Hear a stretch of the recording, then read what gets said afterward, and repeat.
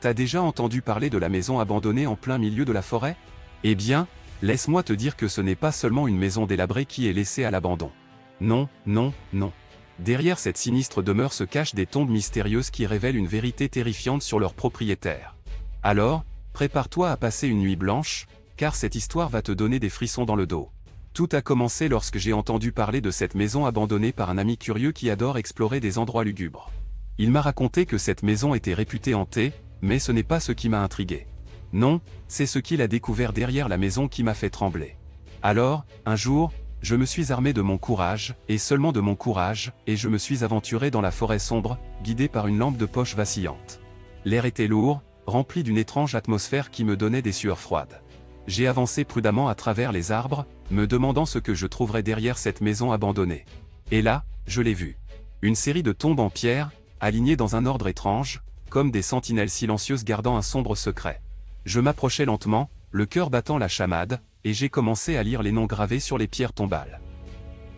La première tombe portait le nom de Charles Dubois, un homme apparemment ordinaire. Mais à mesure que je progressais dans ma macabre découverte, les noms devenaient de plus en plus familiers.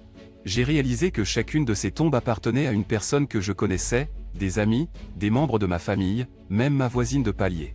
Comment était-ce possible? Étais-je en train de vivre un cauchemar éveillé? J'étais tétanisé de terreur, mais j'ai continué à lire les noms sur les tombes. Chaque nom était suivi d'une date de naissance et d'une date de décès. J'ai réalisé avec horreur que chaque date de décès correspondait à la date actuelle. C'était comme si ces tombes avaient été créées en temps réel, à mesure que les gens mouraient. Je me suis écarté des tombes, sentant un frisson glacial me parcourir l'échine. Qui était le propriétaire de ces tombes? Était-ce un esprit vengeur qui hantait cette maison abandonnée? Ou peut-être était-ce un tueur en série qui avait trouvé un moyen macabre de commémorer ses victimes? Je suis retourné à la maison abandonnée, espérant trouver des réponses dans ces sombres couloirs. Les murs craquaient sinistrement lorsque j'avançais, et j'ai senti la présence de quelque chose d'indicible. J'ai ouvert une porte qui grinçait, et là, j'ai vu un bureau couvert de photos, de journaux et de notes. J'ai commencé à fouiller les documents avec une appréhension grandissante. Les photos montraient des visages familiers, des endroits que je connaissais. Les journaux parlaient d'événements récents, de disparitions mystérieuses et de meurtres non résolus. Les notes étaient remplies de symboles étranges et de noms de personnes que je connaissais. C'est alors que j'ai compris. Le propriétaire de ces tombes n'était pas un esprit vengeur ni un tueur en série. Non, c'était bien pire que ça. Il était moi-même.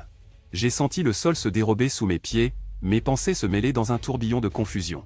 Comment pouvais-je être à la fois la victime et le propriétaire de ces tombes? Était-ce un cauchemar ou une réalité déformée? Je me suis enfui de cette maison maudite, courant à travers la forêt sans savoir où j'allais. Les arbres semblaient se refermer sur moi, comme des bras sinistres me retenant prisonnier de cette réalité déformée. La peur m'a envahi, me dévorant de l'intérieur. Depuis cette nuit-là, je ne peux plus dormir paisiblement. Les tombes hantent mes rêves, me rappelant sans cesse cette terrifiante révélation sur mon propre destin. Je suis condamné à vivre avec cette connaissance morbide, incapable de l'effacer de ma mémoire. Alors, la prochaine fois que tu passeras devant une maison abandonnée en pleine forêt, rappelle-toi de cette histoire. Rappelle-toi que derrière ces murs décrépits se cachent peut-être des secrets terrifiants, des vérités troublantes sur notre propre existence. Et demande-toi si tu es prêt à les affronter, à plonger dans l'obscurité profonde de l'inconnu.